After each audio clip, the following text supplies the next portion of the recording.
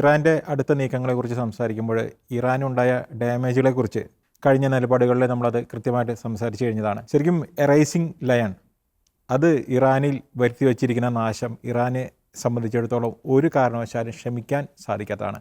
അവർക്ക് ഒരു വിധത്തിലും സഹിക്കാൻ പറ്റാത്തത്രയും നാശം എറൈസിങ് ലയൺ ചെയ്തു വെച്ചിട്ടുണ്ട്. അതുപോലെ തന്നെയാണ് അമേരിക്കയുടെ മിഡ് നൈറ്റ് ഹാമർ അവരുടെ ആണവ കേന്ദ്രങ്ങൾക്ക് വരുത്തി വച്ചിരിക്കുന്ന നാശം. പക്ഷേ ഈ ആക്രമണങ്ങളൊന്നും ഇറാനെ അവരുടെ സ്വപ്നത്തിൽ നിന്ന് പിന്തിരിപ്പിക്കുമെന്ന് ഞാൻ വിചാരിക്കുന്നില്ല. കാരണം ആ സ്വപ്നം പേറി നടക്കുന്ന വ്യക്തിക്ക് ഇപ്പോഴും 86 വയസ്സായി. ഈ 86 വയസ്സിലുള്ള ഒരാളെ സംബന്ധിച്ചിടത്തോളം അദ്ദേഹത്തിന് ഇനി വേറെ ഒന്നും നഷ്ടപ്പെടാനില്ല. നമ്മുടെ നാട്ടിലൊക്കെ പറയുന്ന പോലെ കുഴിയിലേക്ക് കാല് നീട്ടി വെച്ചിരിക്കുകയാണ്.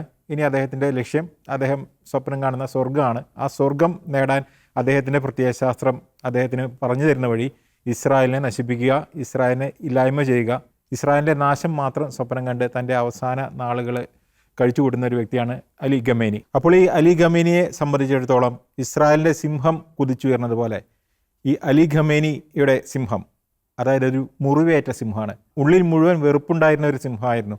ആ സിംഹത്തിന് ഏറ്റ മുറിവും കൂടി ആയതോടുകൂടി ഒരു മുറിവേറ്റ സിംഹം എങ്ങനെയായിരിക്കും ചിന്തിക്കുക? ഇനി ആ രീതിയിലാണ് ഇനി നമ്മൾ ആ ഭരണകൂടത്തിൻ്റെ, ഇറാൻ ഭരണകൂടത്തിൻ്റെ ഇനിയുള്ള നീക്കങ്ങളെ നമ്മൾ വീക്ഷിക്കേണ്ടത്.